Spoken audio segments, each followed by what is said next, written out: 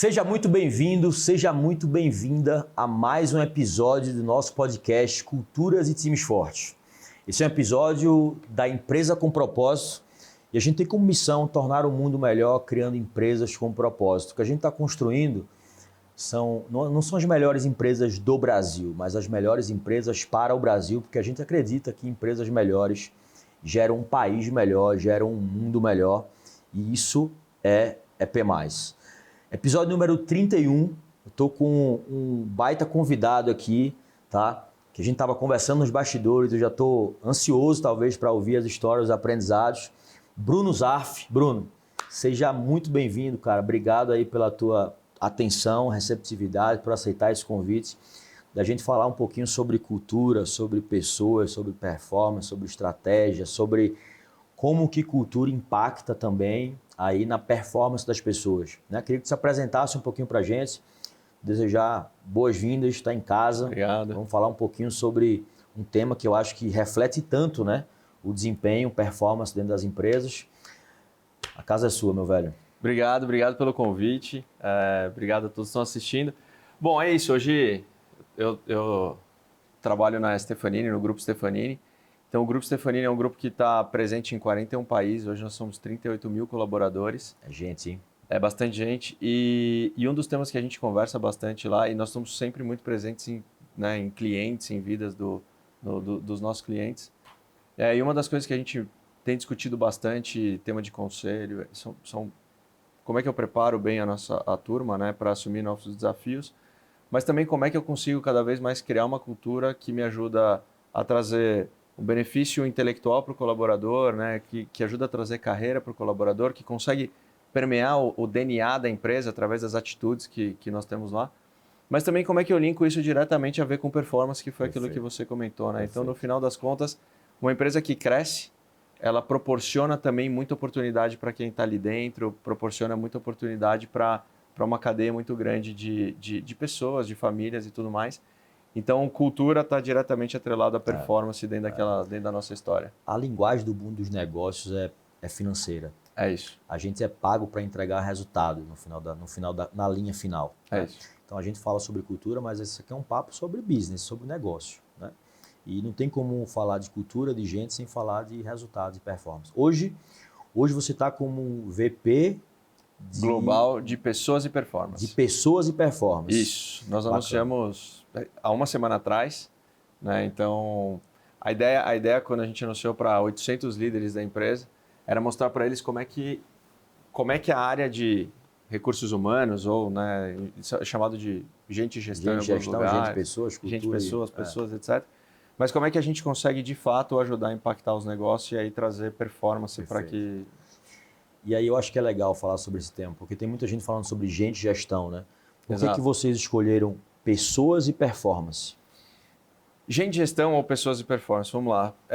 Primeira parte, pessoas. Então, sempre quando eu falo do cuidado que a gente quer ter, das atitudes, então, há uma semana atrás a gente relançou as atitudes, a gente tinha 7 atitudes que é o DNA da empresa. São os valores da empresa.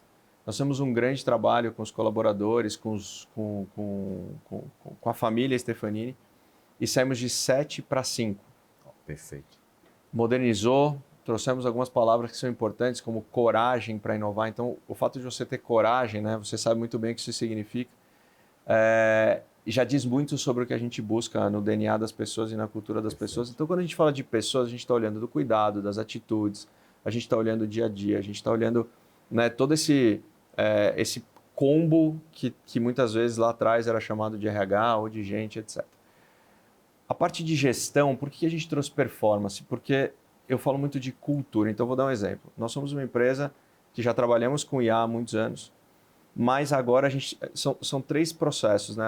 São 3 etapas do processo. A primeira é você ter uma ferramenta para que as pessoas possam conhecer, educar, você começa a treinar e depois você chega num terceiro momento que é a execução. Então eu já tenho a ferramenta, ok, eu sei que tem várias ferramentas, eu já entendi, eu tenho no meu produto. A partir dali eu treino, eu recebo capacitação, mas em algum momento você precisa executar. E a execução é onde você traz a performance. Então, esse caminho inteiro foi liderado pela área de pessoas. Então, o que a gente acha? Quando você fala de gestão, Em algum momento você traz burocracia para dentro do processo. Tem que ter uma organização, tem que ter um processo, tem que ter... A gente está falando de cultura. Eu não estou falando de processo, estou falando de cultura. Perfeito. E aí, quando eu falo de cultura, quanto melhor eu faço a adoção de IA, por exemplo, dentro do grupo, mais performance eu tenho no futuro. Quanto mais organizada eu tenho a minha estrutura, né, a ponto de deixar a empresa curta, lean, né, o famoso lean, Perfeito. que as pessoas se identificam e elas sabem exatamente o que elas têm que fazer, elas colaboram para que isso aconteça, eu falo de performance. E quanto mais eu falo de performance, mais eu trago para o negócio e mais eu trago para as pessoas.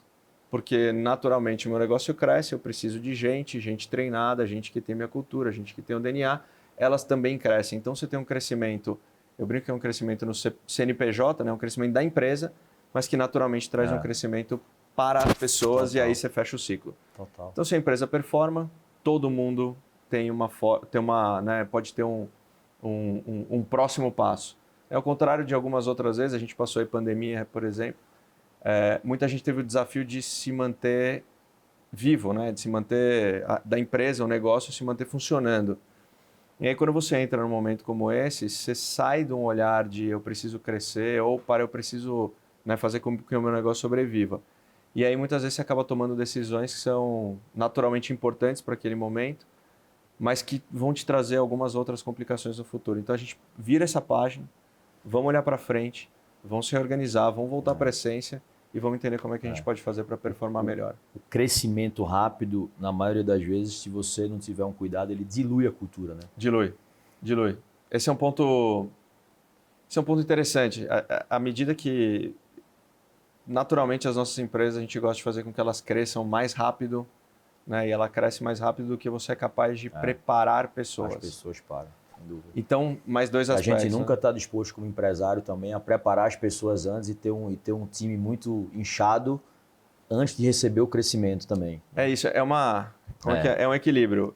Eu engordo para crescer, ou eu fico no eu cresço limite, magro e depois vou cresço magro e vou buscando alguma forma de... É isso mesmo.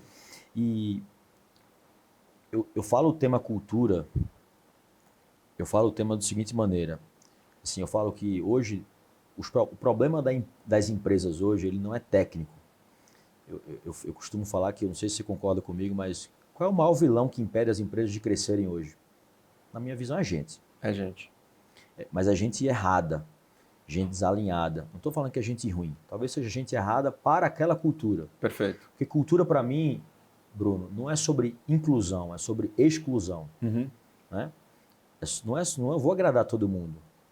E a cultura, pensa na religião católica.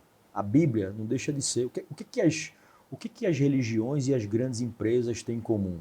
Elas têm lá seus mitos, seus ritos e suas doutrinas. Né? Pensa que o mito é o seu código de cultura, seu manual de cultura, seu deck de cultura lá, que na religião católica é a Bíblia, por exemplo. Né? E aí tem os ritos, que são as práticas sagradas. Na religião católica é a missa. Uhum. E tem as doutrinas que estão dentro dos ritos, que é o Pai Nosso dentro da missa, é primeira leitura, segunda leitura, é o terço, tem todas aquelas coisas que vai doutrinando as pessoas para elas entenderem. Aquelas músicas de sempre que você vai doutrinando e vai entendendo, e aquilo vai criando raiz e vai incorporando dentro daquelas práticas. Faz sentido isso que a gente está conversando? Total. E aí, quando a gente fala de mito, tem o lance dos versículos lá e tem os ritos, é onde eu vou treinar talvez as práticas sagradas, que eu vou treinar os meus apóstolos, os meus líderes, né?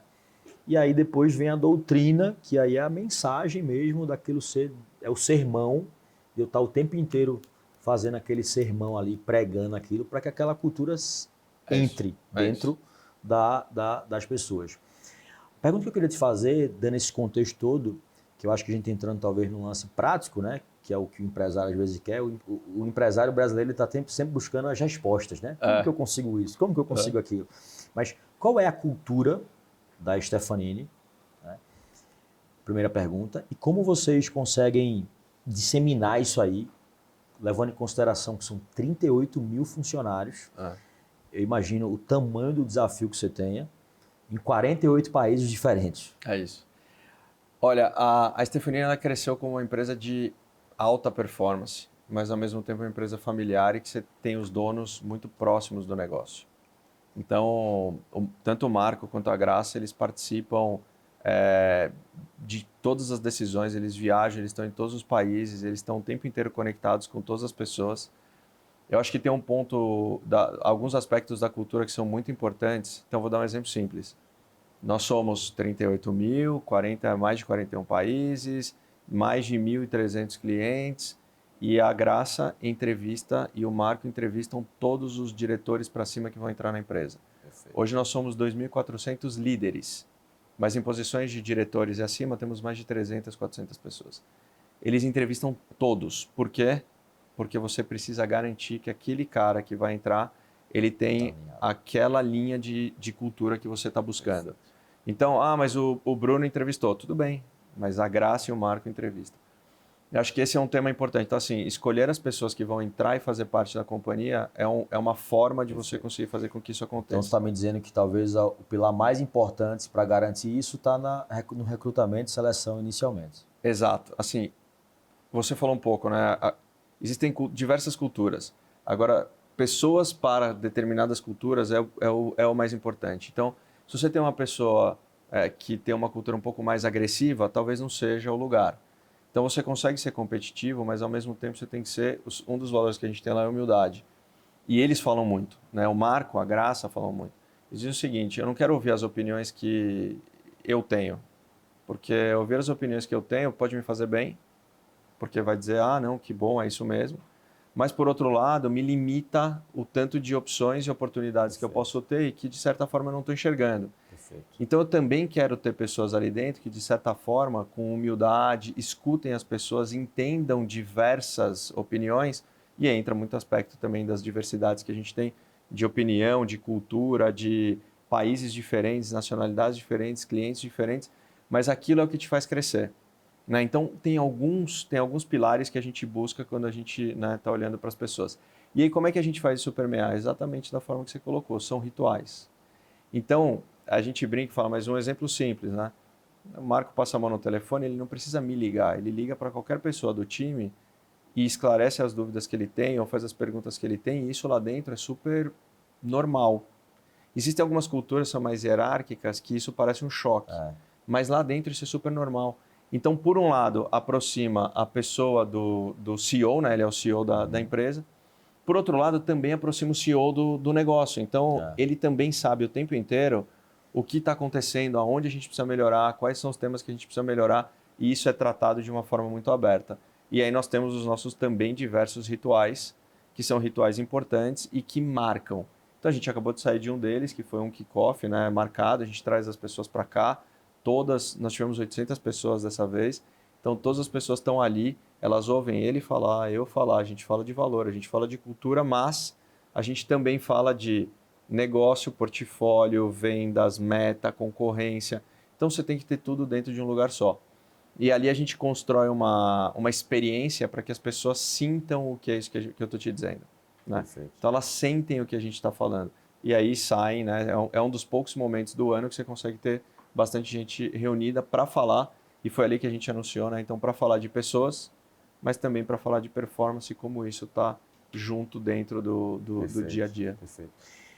Eu fiquei com uma curiosidade quando tu começou a falar, que a gente está acostumado muito a lidar com empresas com 100 funcionários, 200 funcionários, 500, e aí você falou de 38 mil, né? Com 2.400 líderes e 800 ali pessoas que talvez sejam cargos assim, um pouco mais acima de heads para cima, talvez, diretoria. Como é que eu tenho uma teoria que a cultura ela não sobe, ela desce.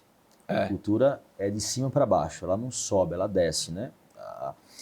Como é que isso é permeado, principalmente ali dos C-levels entre vocês, descendo para as diretorias, para essas lideranças? Eu acho que tem alguns aspectos principais. Como é que vocês trabalham isso na prática, no dia a dia? Então, olha só, a gente né, relançou as atitudes, foi o que eu comentei, né? Que genial, 5, cara. É uma coisa que eu gosto, que eu defendo também.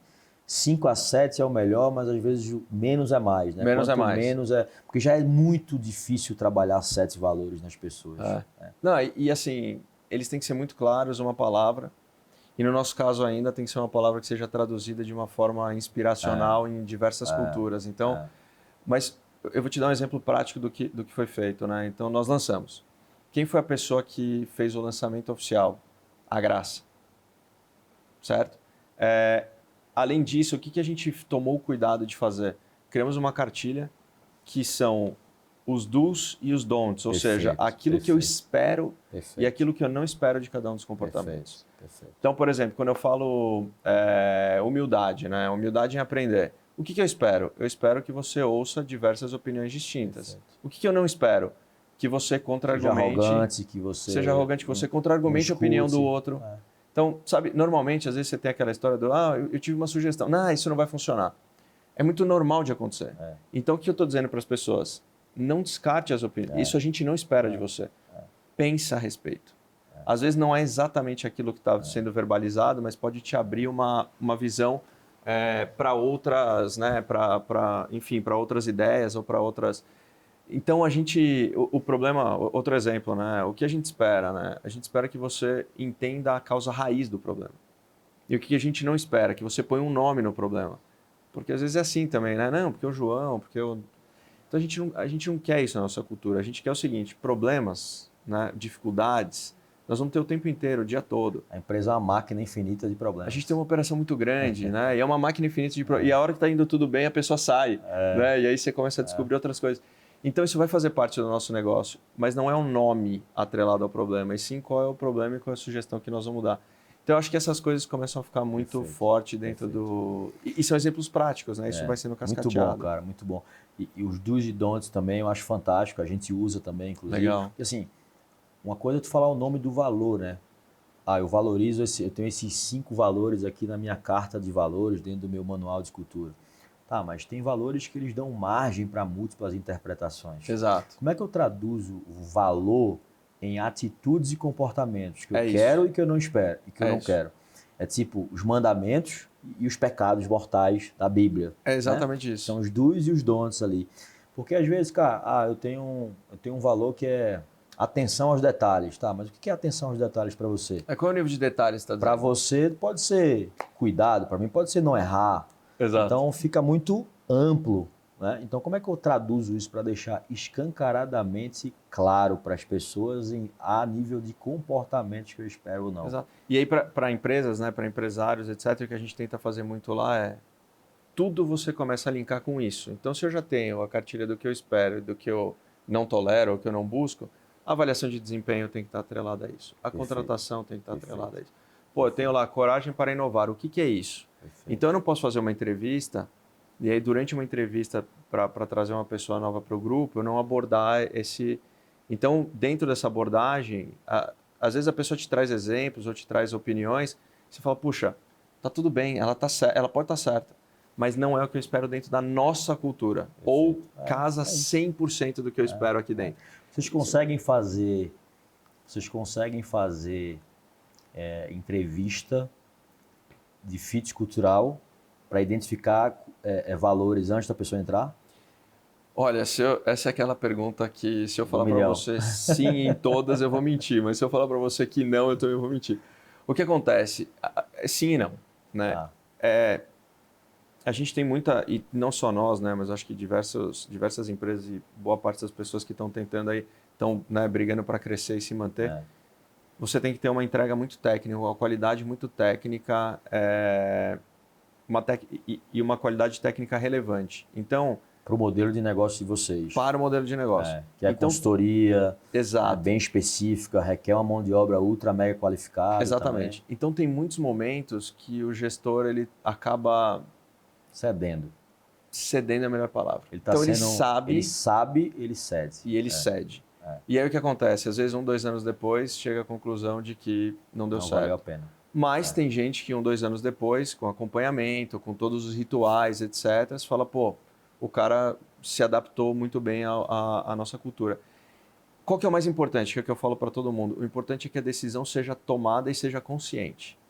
Então, a gente tem uma tomada de decisão, a gente sabe que é consciente.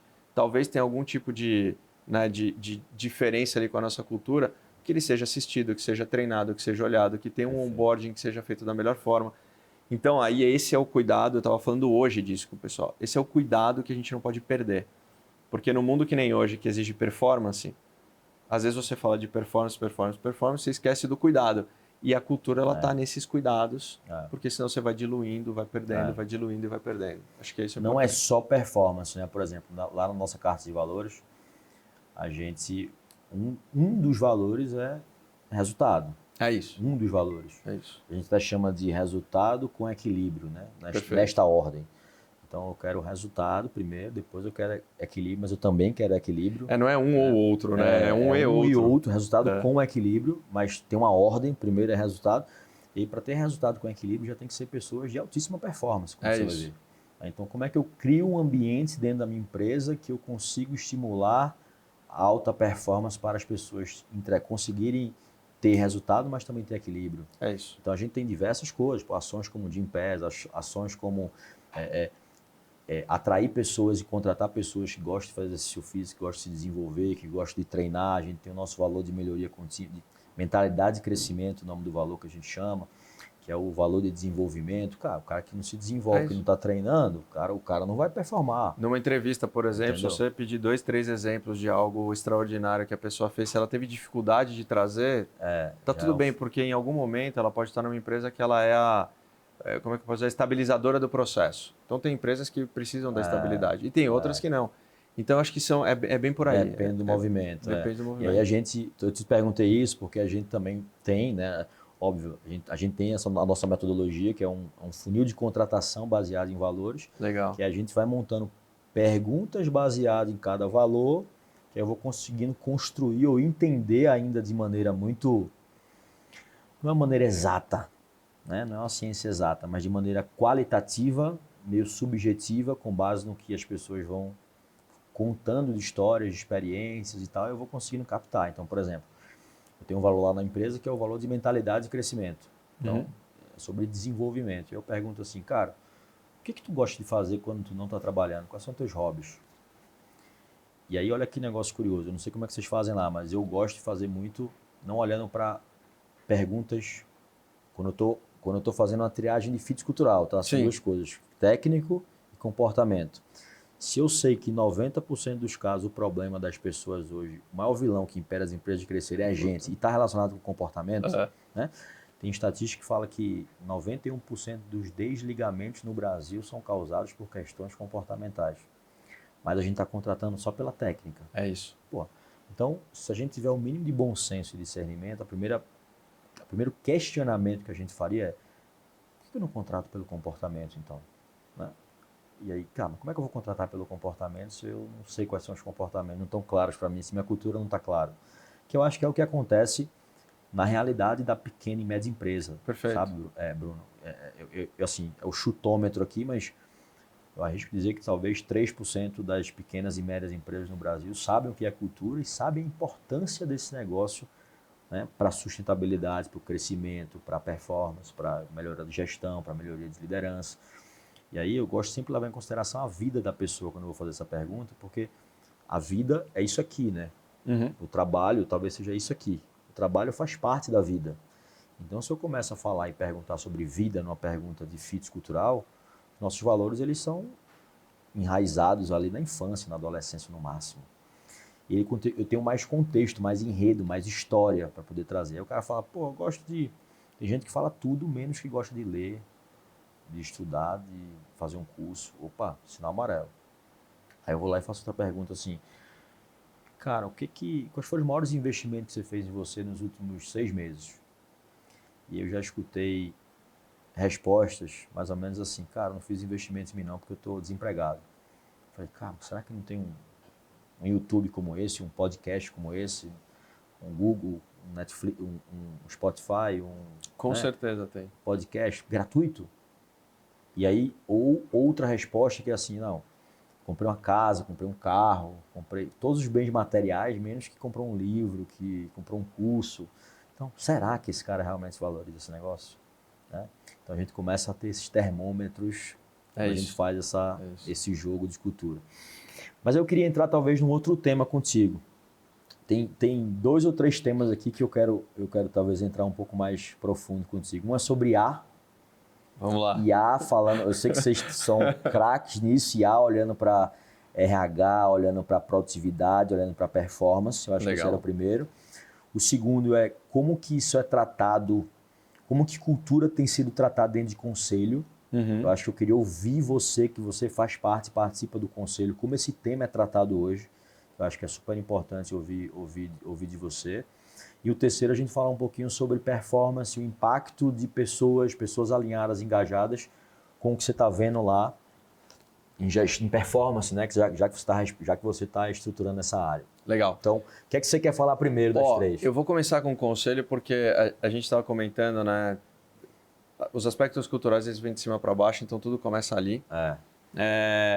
Então, assim, o conselho, acho que é um conselho que se reúne, é bastante ativo, é um conselho que se reúne todo mês. Todos os meses são discutidos diversos temas, mas a parte de pessoas e de cultura ela está presente em boa parte das agendas, né? Na maior parte das agendas. E aí eu acho que tem alguns temas que são interessantes, que é cuidar como é que nós estamos fazendo o desenvolvimento do nosso time, seja estudo, curso, integração cultural, porque, assim, e são diversas empresas, não precisa ser global para ter esse tema, mas às vezes você tem o pessoal espalhado ou com áreas que não são tão dependentes uma área da outra, né? E aí a tendência é cada um tocar a sua vida e, cara, não me atrapalha, né? Então, como é que a gente consegue fazer com que esse time se integre cada vez mais? E aí, óbvio que a gente vai passando por alguns tipos de barreiras interessantes, seja idioma, seja cultural, seja, né, a própria operação do dia a dia, que eu falo que a operação é muito apaixonante, né? Você vive aquilo e às vezes você não consegue ter tempo para parar e ver o panorama geral, até dizendo o seguinte, nós temos uma ambição, a nossa ambição é dobrar de tamanho nos próximos 3 anos, então nós somos uma empresa grande e a gente tem essa ambição nos próximos 3 anos.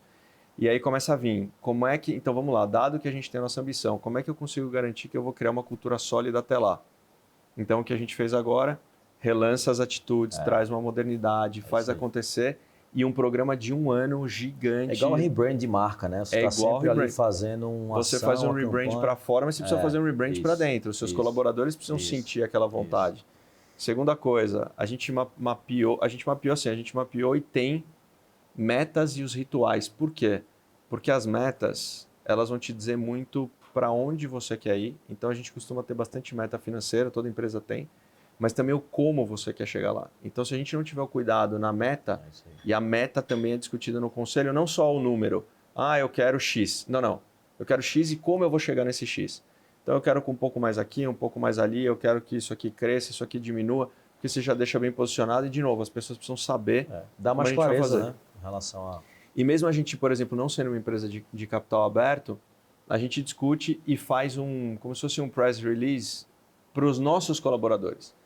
Então, imagina o seguinte, que normalmente sou eu, o Marco, né, que é o CEO global, e mais 1 ou 2 convidados, seja de IA, seja de CEO, etc.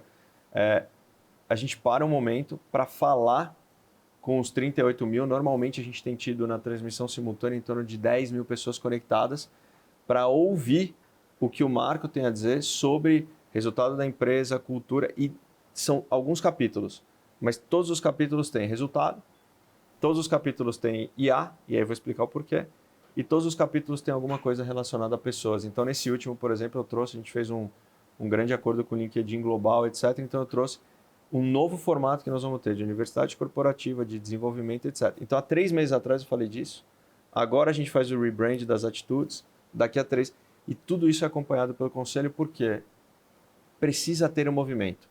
A cultura precisa ter o ritual, precisa ter o movimento, as pessoas precisam se engajar. Se você não treina, exercitar, ele enfraquece. É isso. E aí, por que eu falei que na sequência eu falaria de IA? Porque a Stephanie trabalha com IA, trata com IA há 12 anos. Seja via aquisição de empresa, seja via desenvolvimento próprio. E agora é um momento que muita gente fala, não, a gente desenvolve OpenAI, ou eu mexo com IA, mas tem muita fala sobre, mas às vezes você não consegue tangibilizar. Perfeito. Ou você tangibiliza, mas é algo que não muda a vida. Então, vou dar um exemplo também do nosso próprio time. Hoje a gente tem várias ferramentas de IA, inclusive para recrutamento, para seleção. Várias empresas têm.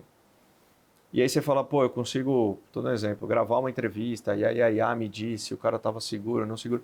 Isso te ajuda a melhorar a qualidade. Então, você pode trazer qualidade melhor para dentro da empresa. Ou você tem outras formas de ter prompt ou de ter algumas outras ações que te melhoram a performance. Então, são dois eixos. Tem o eixo da qualidade, tem o eixo da entrega.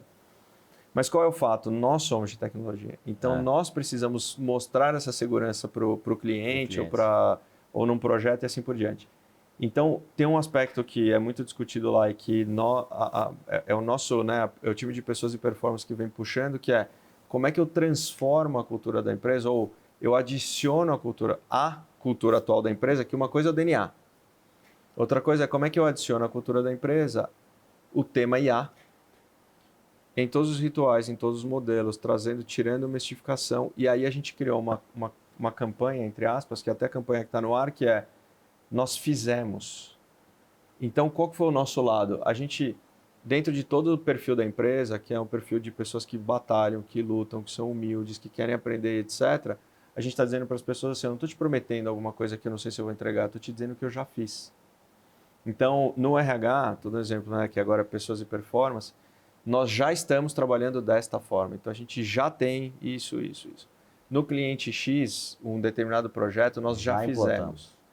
E isso vai trazendo também uma segurança para as pessoas lá dentro da empresa, que nós temos pessoas técnicas que podem te ajudar, que nós temos oportunidades que podem acontecer. Mas, por outro lado, também trouxe um desafio interessante para a área de pessoas e performance, que as carreiras deixaram de ser júnior, pleno e sênior, né? Então, hoje você é estou dando exemplo, um engenheiro de dados que pode virar um arquiteto e aí, para a gente agora, então a gente tem uma IA, por exemplo, que ajuda com essa multiplicidade de carreira. Você fala, pô, o cara está fazendo um movimento que não existia. Mas por quê? Porque até ontem a carreira era júnior, pleno e sênior, hoje não é mais. Hoje o cara de RH pode virar um dev. Hoje a pessoa de marketing pode virar arquiteto, de tecnologia. Basta, é o que você falou, ser curioso, estudar, fazer. Então a gente criou um programa, né? A gente estava até conversando antes, a gente criou um programa chamado Potenciais. O que é o programa Potenciais? Junto com outro programa que a gente tem de Insights. Ele é um programa, o Potenciais é um programa que traz gente, né, que seria um estágio, mas a gente gosta de trazer gente com essa vontade. Sabe aquele cara que você olha dentro do perfil dele e você fala, cara, esse cara realmente, se ele era mais fácil ter desistido. Era mais fácil ter desistido, cara. Se ele chegou até aqui é porque ele é um cara que é resiliente e quer. Ele quer, então a gente gosta desse perfil. Mas já no começo, esse cara, por exemplo, participou de um programa de Insights, né? Teve o grupo do ano passado, participou de um programa de Insights, que a gente tem os principais temas da empresa que precisam ser resolvidos com a aplicação de IA. E a gente abre para a empresa inteira. E o segundo colocado foi um grupo de potenciais. Então a gente olha para essa turma e fala assim, olha como a terra é fértil, olha como se você der oportunidade. Ah, Bruno, mas como é que funciona o programa de potenciais? Ele normalmente é depois do horário que eles se reúnem com um desafio que não é da área deles, com uma tecnologia que não é amigável por eles, e eles se reúnem, executam e entreguem. Esse cara é bom. E ele tem o que a gente quer, que é o... Então, tudo isso é discutido, né, desde uma forma... iniciativa, né? Eu acho que a IA hoje em dia e a tecnologia, ela consegue resolver tudo, basta você querer. É como você falou. É isso. Então, esses temas são discutidos, eles começam a discussão no conselho, e aí você vê que eu fui lá de cima do como é que a gente está olhando, até uma operacionalização, que são as mudanças dos valores, até um programa de potenciais ou de insights, que é trazer gente. E aí você fala, pô, mas por que a gente faz desse jeito? Porque isso conecta com aquilo que a gente está olhando lá no conselho. Se eu tenho uma ambição de dobrar de tamanho nos próximos 3 anos, eu preciso de gente assim. Total. E aí a gente conecta e desce isso até o... Perfeito. E, Bruno, quando você fala que você repaginou e está trazendo... Existe uma mudança cultural, vocês estão passando por uma fase de mudança cultural, transformação ou de lapidação? O dos 7 valores para os 5 mudou muita coisa ou só evoluiu? Tiveram algumas coisas que mudaram e algumas que evoluíram. Tá. E aí eu acho que vale explicar. Então, por exemplo, Liderança pelo exemplo é um dos valores que vem desde que a empresa foi fundada e que o Marco e a Graça transmitem isso na pele. Então, um dia, se tiver algum maluco que fale assim, não, eu acho que esse aqui não é tá errado, porque é a forma com que eles criaram a empresa. Agora, esse exemplo que eu comentei, coragem para inovar. Então, se falar num mundo como esse, você incentivar e dizer para as pessoas que elas precisam ter coragem para fazer isso, assim, é uma forma bastante nova. De novo, por quê? Porque se for fazendo igual, status quo, a gente não dobra de tamanho nos 3 anos que a gente precisa. E historicamente, vamos pensar assim, ó. Isso inclusive foi tema de terapia minha já, tá? Se historicamente as pessoas não são treinadas e educadas para inovar, né? A educação brasileira é só isso aqui não pode, não faz isso, não faz aquilo, tá sempre podando, né? E aí, quando a gente entra dentro da realidade das empresas, aí eu tô falando um pouco da realidade de, talvez não empresas, né? Eu vejo vocês muito como uma empresa de consultoria, mas muito de tecnologia também, Sim, né? Que também. é o business de vocês. Que já tem uma predisposição maior, uma empresa de tecnologia para inovação. Mas pega empresas que estão assistindo o podcast aqui, que são, sei lá, agronegócio, indústria. Pô, indústria, dependendo da indústria, eu trabalhei em siderurgia. Você não pode inovar dentro de siderurgia, porque o grau de risco, de segurança é muito alto. Então, e aí você sai de uma empresa dessa e vai para uma indústria, você trava. Por mais que você dê liberdade para as pessoas inovarem, Exato. As pessoas falam, eita, e agora? Eu nunca fui educado para isso, eu nunca fui treinado para isso, E aí trava, não é por falta de liberdade, é por... Talvez seja medo, insegurança, é um outro estímulo que você dá, né? E aí você tem que trazer uma cultura que deixe ele... Mas, inclusive, assim, eu tive uma... É engraçado porque eu tinha uma conversa com uma pessoa... Eu também venho da indústria, né? Então, também trabalhei muito na indústria, etc. A gente vai chegar nesse tema aí que eu tô curioso por esse tema aí também. Como é que você caiu nessa área de pessoas sendo engenheiro? Vamos lá. E aí, numa dessas conversas, era até um estagiário, né? E a gente estava dizendo para ele que não funcionava desse jeito, muito perigoso, tal, tinha que fazer de outro jeito, por quê?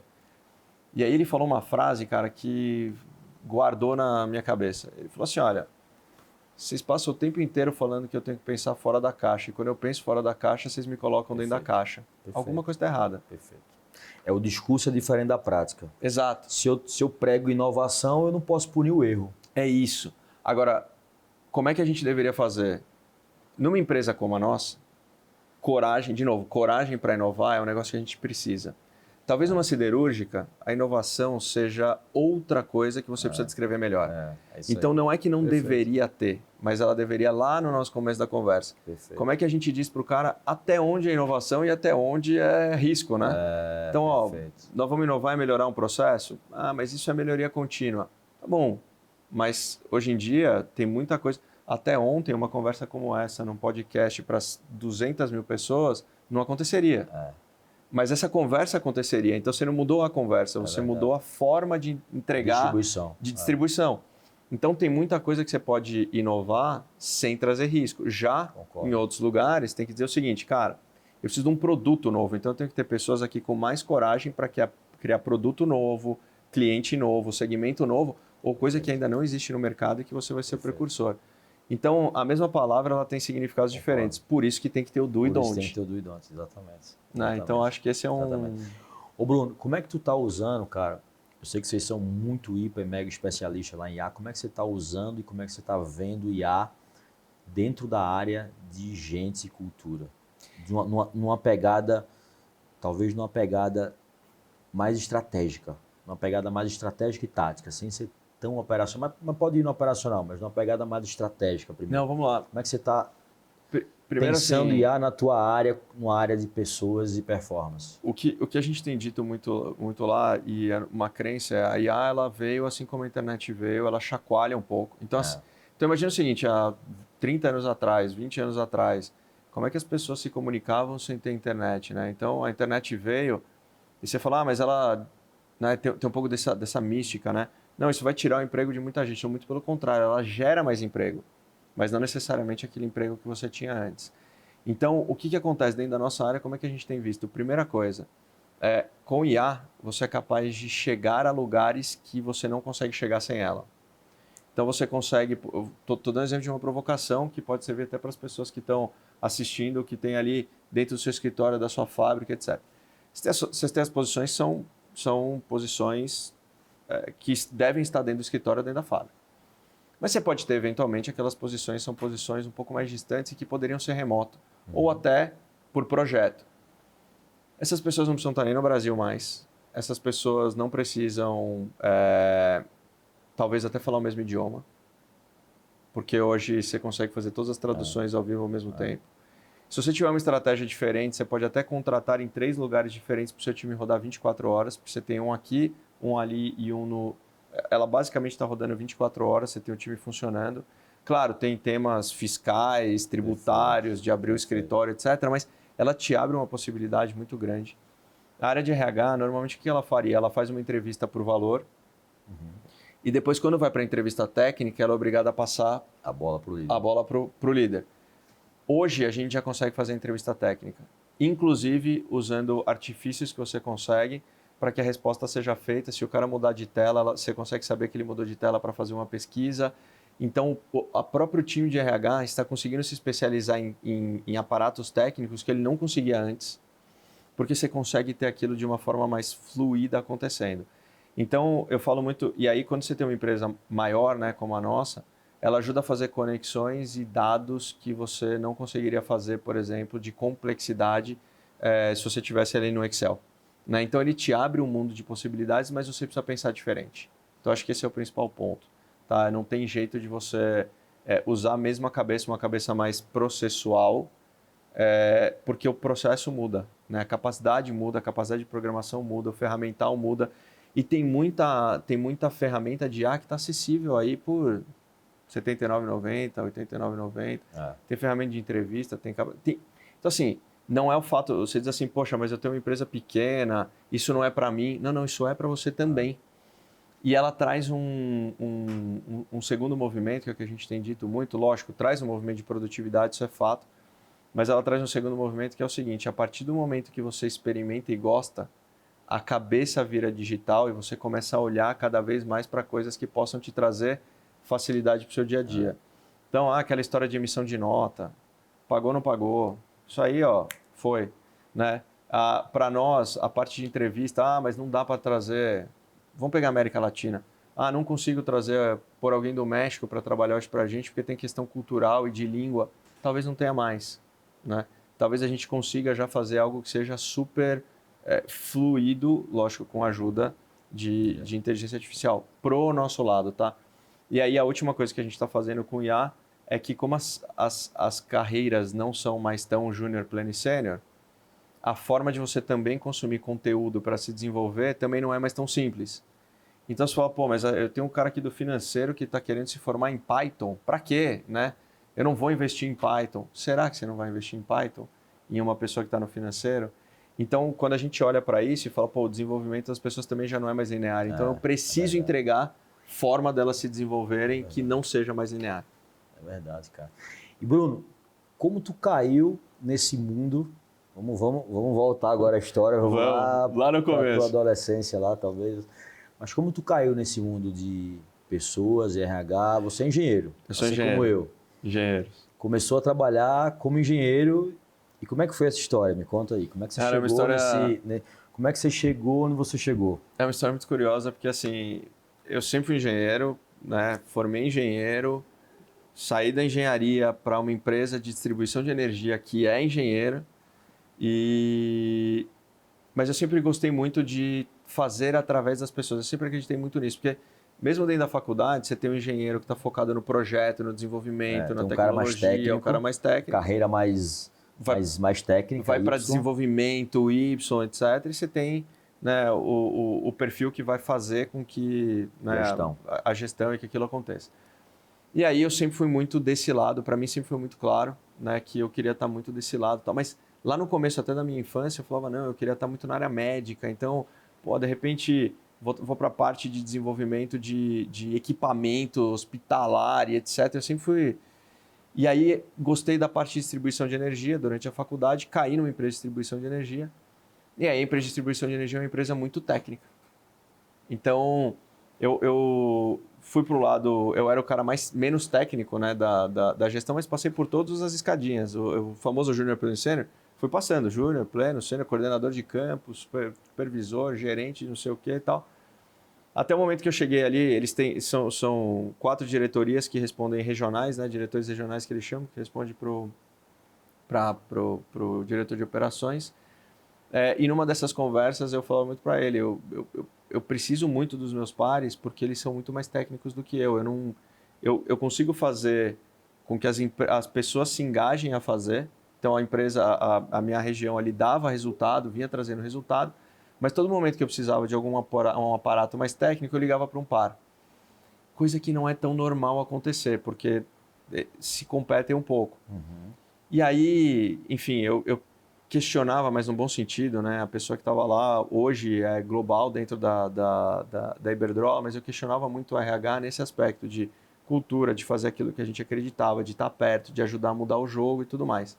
E ela saiu de licença maternidade, né? Então chama Fabrícia Abreu. Quando ela saiu de licença maternidade, daí o Márcio Fernandes, que era o presidente da empresa, falou, bom, já que você é o cara que gosta, conhece do negócio, é crítico no bom sentido, é crítico com relação a, pô, como é que esses caras podem me ajudar a fazer a diferença?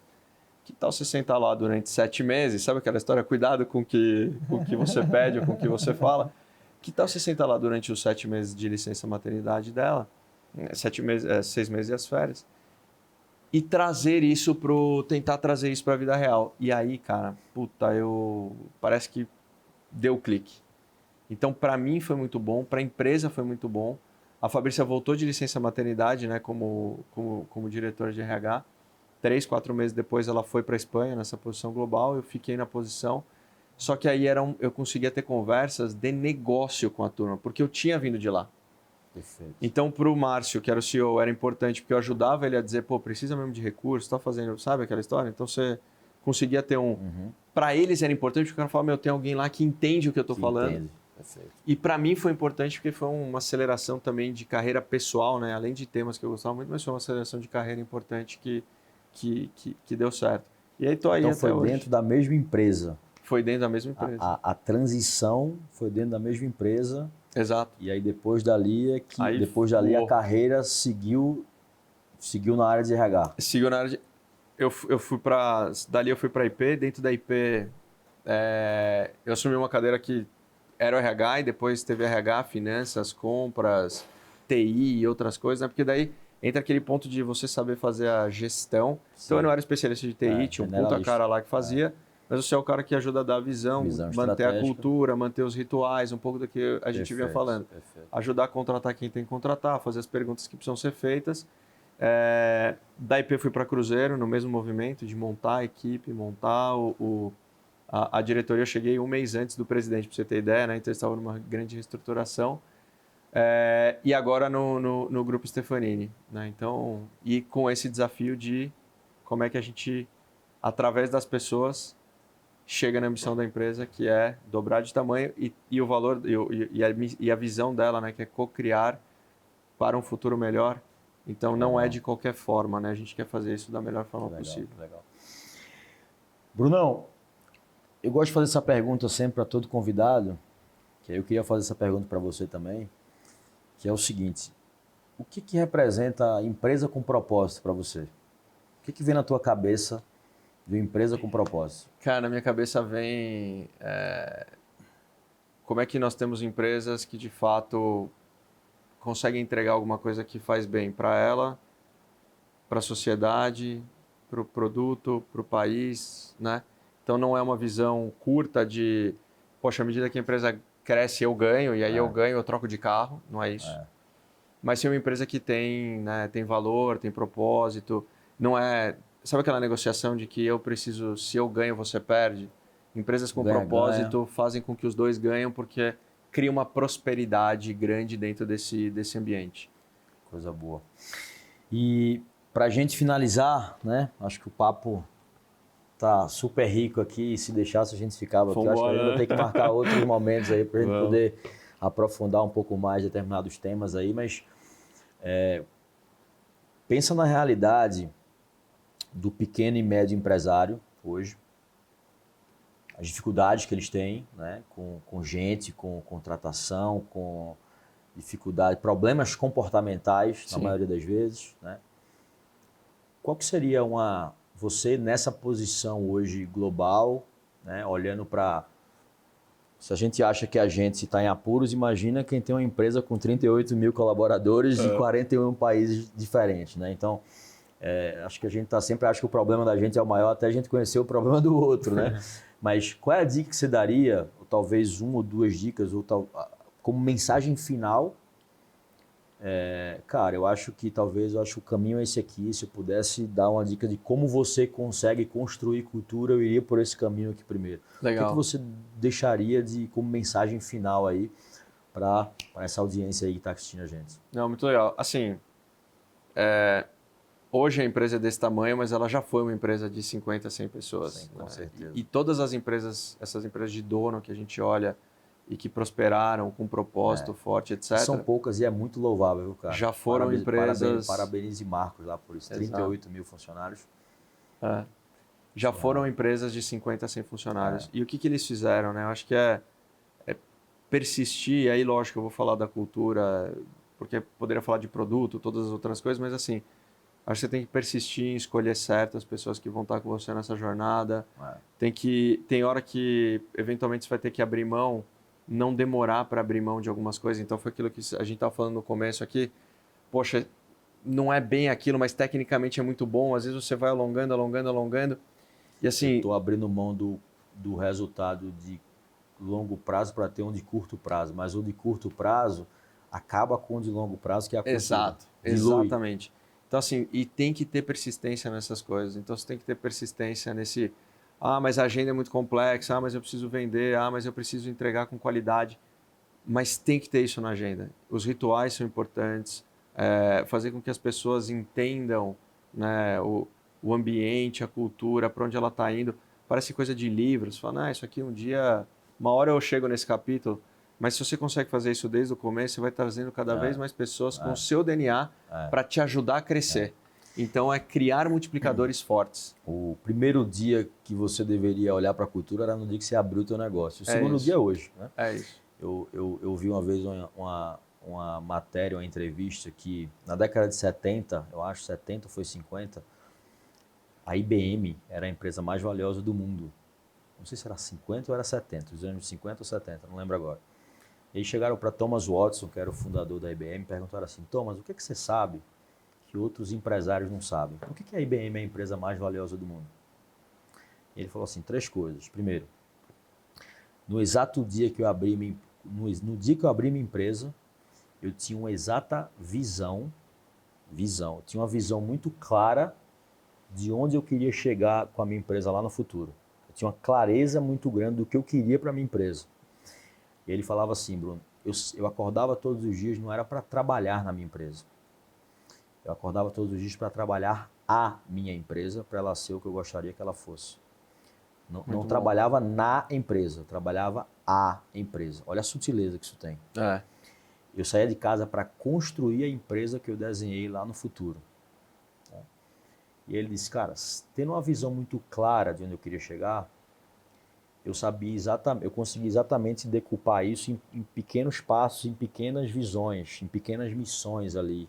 Consegui ir montando o planejamento e sabia exatamente quem eram as pessoas que eu precisava ao longo do caminho. Segunda coisa que ele fala.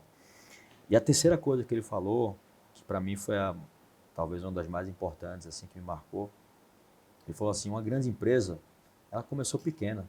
É isso. Foi o que você falou. Exatamente. Uma grande empresa, ela começou pequena, assim como uma grande vitória é feita de pequenas vitórias, um grande passo é feito de pequenos passos, um grande hábito é feito de pequenos hábitos. Ele falou assim, a minha empresa ela começou pequena, mas ela começou pequena com cabeça de empresa grande. É isso aí. Ela não começou pequena com cabeça de empresa pequena, vendendo almoço para comer o jantar. Ela começou pequena com a visão muito clara, eu sabia a direção que eu queria ir. Comecei a dar muito mais não do que sim, que não estava alinhado com a minha visão. Eu tinha valores muito claros, que eram quase como meus guarda-reios, que eu vou chegar naquela visão, que é aquele caminho ali, mas não a qualquer custo, não furando caminhos, pegando atalhos. Eu ia trazer pessoas que estivessem alinhadas com essa visão, como se fossem os guarda-reios mesmo, as barreiras, né, as fronteiras ali. Ó, você pode andar dentro dessa linha aqui. Se quiser andar em qualquer lugar, se comportar de qualquer maneira aqui, você pode. Agora, passou disso aqui, não pode. Que aí é os don'ts do game. É isso. Sabe? E ele fala, cara, e aí minha empresa começou a crescer certo. E deixa as pessoas trabalharem. E aí deixa a pessoa trabalhar, bota a gente certa no lugar certo, organiza minimamente os processos ali. Aí eu aprendi, aí eu já aprendi com como é o nome dele? Abelho Diniz, né? Bota um pouquinho de meritocracia e o negócio decola. É isso aí. Não, e encerrando dizendo assim, né? Nem sempre você vai conseguir saber tudo sozinho, nem sempre você vai conseguir ter a visão geral sozinho. Então tem que estar cercado de boas pessoas, tem que estar cercado de pessoas, por exemplo, que nem você, que traz uma abertura de cabeça ali para eles conseguirem conduzir. Tem que conseguir contratar gente boa e, cara, olhar para frente e seguir firme. É isso aí. Senhoras e senhores, esse é o episódio de número 31. Brunão, como é que a gente pode chamar o nome desse episódio? Olha... Hein, produção? Nome desse episódio. Como é que a gente dá nome para esse episódio? Hein, Bruno? Que nome eu dou para esse episódio? Curioso, né? Curioso. Vamos falar sobre IA, falamos sobre IA, falamos sobre conselho, falamos sobre pessoas e performance, o impacto de pessoas e performance. Teve bastante coisa aqui, hein? Teve. Cara, vamos pensar. Chama de não perca. Não perca. Não perca pode ser não perca. Pessoas, IA, performance, né? Tá tudo misturado ali. Tudo misturado. Como que eu consigo, de certa forma, fazer com que isso gere resultado? É isso. O impacto de não só o RH tá olhando, porque eu vejo que é muito uma coisa de RH, assim, eu vejo não. A mentalidade dos empresários acha que isso é um tema de RH, isso não é um tema dele. Não. E isso é a pior coisa do que tem. Né? Essa é a maior armadilha que o empresário pode cair. E isso não é um tema de RH, isso é um tema que cada vez mais a gente, como empresário, se leve, a gente tem que ser estrategista de gente. Isso aí. Se eu souber colocar a gente certa no lugar certo, cara, eu posso montar uma empresa de bomba ou de tecnologia ou de foguete, que o negócio vai dar certo. Alinhado com os mesmos valores, todo mundo com os mesmos comportamentos, o negócio dá certo. É isso aí. Brunão, feliz por ter você aqui. Espero que a gente também se aproxime mais. Obrigado. Que você agora também possa fazer parte aí. Com certeza. E estar mais próximo da EP+, também, desse movimento de gerar empresas com propósito, tornar o mundo melhor criando empresas com propósito. E, senhoras e senhores, esse é o episódio de número 31, um episódio de oferecimento da EP+, Empresas com Propósito, do podcast Culturas e Times Fortes. E se você, empresário, empresária, está em rápido crescimento, e não sabe por onde começar, no link desse episódio a gente vai deixar um link, seja no YouTube, seja no Spotify, no podcast, streaming de áudio ou vídeo, onde a gente vai também disponibilizar para você de presente, né, uma sessão, um diagnóstico estratégico gratuito para você identificar o que falta. Né, Bruno? Tem muitas empresas que não sabem o que falta para que eles tenham culturas e times mais fortes. E aí a gente vou dar de presentes aqui para a turma um diagnóstico, uma consultoria estratégica aqui, para eles conseguirem também identificar e talvez começar a trilhar esse caminho de começar ainda pequeno, mas com cabeça de empresa grande. Beleza? Maravilha. Senhoras e senhores, nos vemos no próximo episódio. Até mais.